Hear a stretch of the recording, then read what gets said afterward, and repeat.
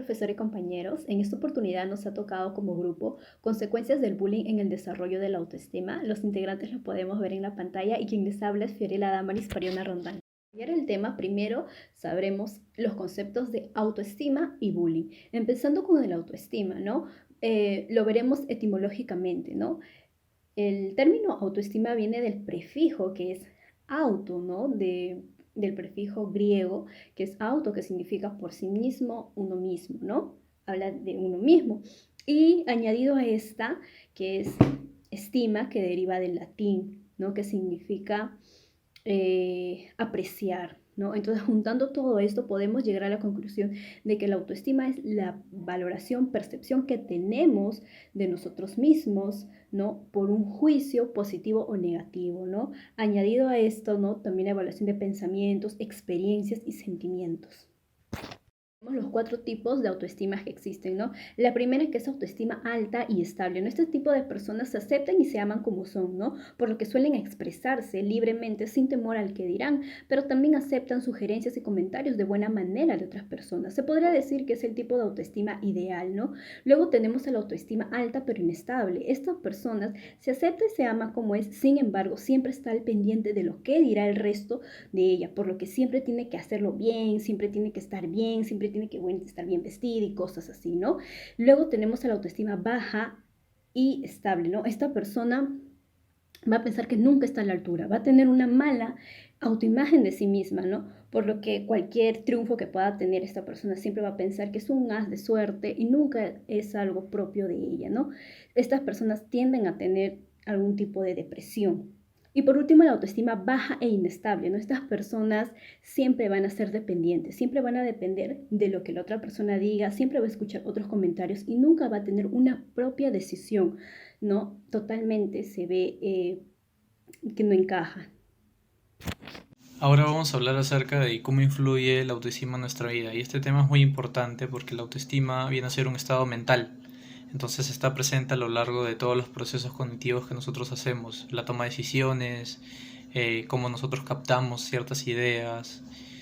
Entonces es muy importante saber desarrollar nuestra autoestima a lo largo de nuestra vida. Y por eso Piaget decía que era muy importante, ¿cómo se llama?, desarrollar una buena autoestima entre los 14 y 12 años, que es donde también desarrollamos la moralidad, que es saber diferenciar entre lo que está bien y lo que está mal frente a las normas de la sociedad que tenemos. Entonces, establecer una buena autoestima en esta fase de la vida es importante para saber, ¿cómo se llama?, diferenciar mucho entre lo bueno y lo malo, y eso va a ser muy crucial para el desarrollo de nuestra autoestima frente a lo que podría ser una causa de bullying después, más adelante. Bueno, ahora vamos a hablar acerca de la relación que hay entre la autoestima y el bullying y por qué estas están relacionadas. Y estas están relacionadas porque el bullying en sí afecta directamente a la autoestima de la persona, ya sea víctima, agresor o espectador. Por ejemplo, el espectador puede aumentar o disminuir su autoestima dependiendo si es un espectador pasivo o un espectador activo.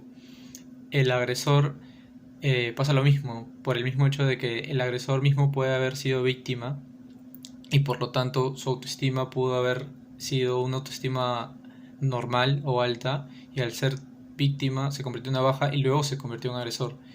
Y también está el de la víctima en sí, que es como un bucle de esto, que hace de que a tú ser víctima de bullying, tu autoestima, a pesar de que haya sido alta, por constantes agresiones se vaya deteriorando y llegues a tener una autoestima baja, ¿no? Entonces esta es la relación que guardan, ¿no? Es como que siempre va a haber como que un ciclo, y por eso es tan difícil que se extinga el bullying.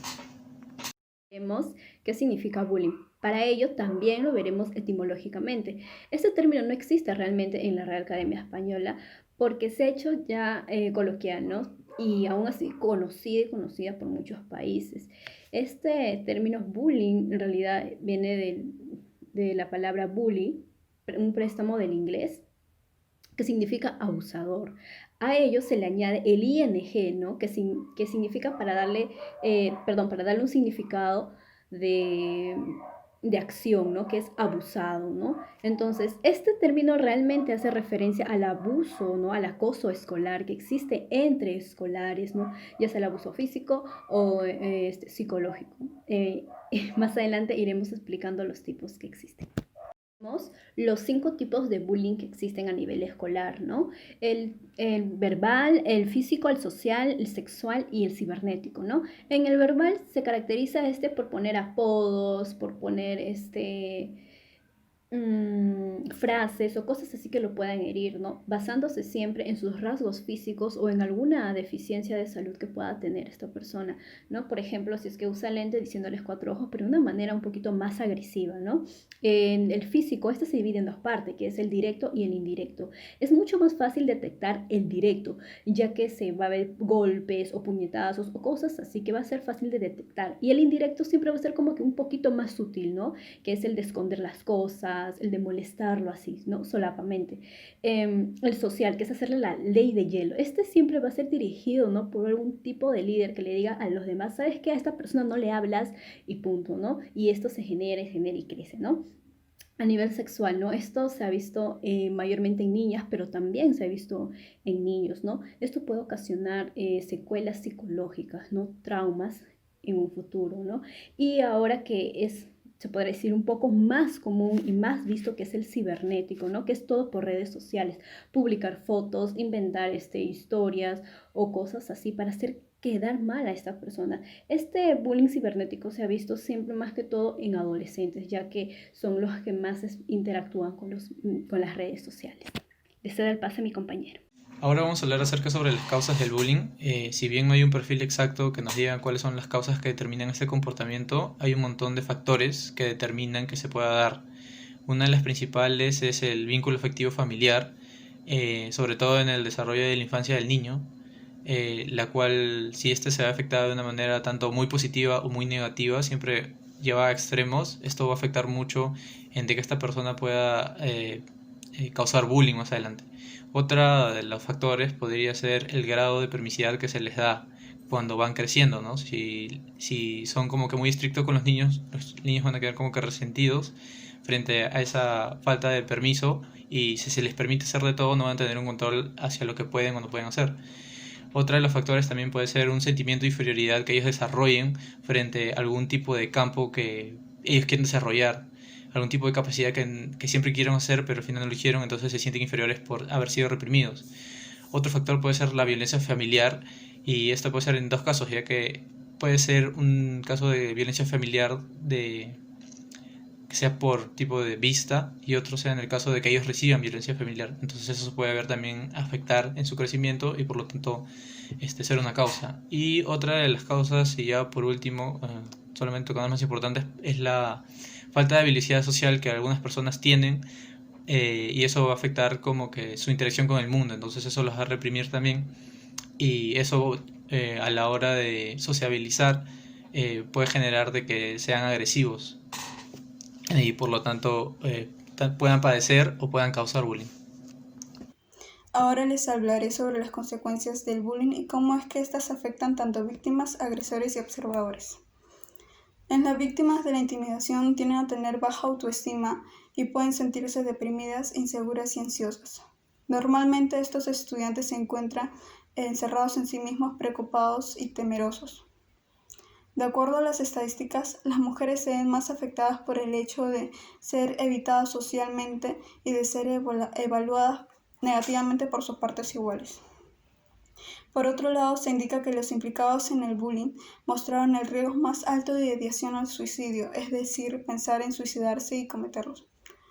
También se suma a esto la pérdida de interés en los estudios, lo cual puede desencadenar una situación al fracaso escolar, así como la aparición de trastornos fóbicos de difícil resolución.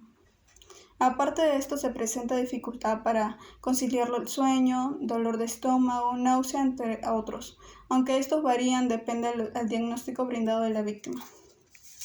Consecuencias para el agresor. Algunos estudios indican que los ejecutores pueden encontrarse en la antesala de conductas delictivas. Para el agresor, el bullying le dificulta la convivencia con los demás y le hace actuar de forma autoritaria y violenta, llegando en muchos casos a convertirse en unos delincuentes. Normalmente el agresor se comporta de una manera irritada, intolerante y no saben perder, necesitan imponerse a través del poder y la amenaza. Consecuencias de los observadores. Se da un aprendizaje sobre cómo comportarse ante situaciones injustas. En primer lugar, se muestra una indiferencia al tener como ideas de que yo no me meto o si asumo esto no es de mi incumbencia. También posturas individualistas y egoístas, es decir, hay un déficit de aprendizaje sobre cómo comportarse ante situaciones injustas. Además de la exposición, que trata sobre la observación y refuerzo de modelos inadecuados de actuación. Por último, la falta de sensibilidad ante los sufrimientos de los otros, que esto se produce como indiferencia por la frecuencia de abusos de los agresores. Para ello, nosotros podemos prevenir estas consecuencias. Los padres deben fomentar valores en sus hijos para que no tengan malas reacciones y también conversar sobre el bullying en casa y que todo lo que puede provocarlo. En el colegio también es importante que los profesores creen un ambiente de confianza donde los alumnos pueden expresar lo que ellos sienten y de esta manera podemos evitar muchos casos de bullying.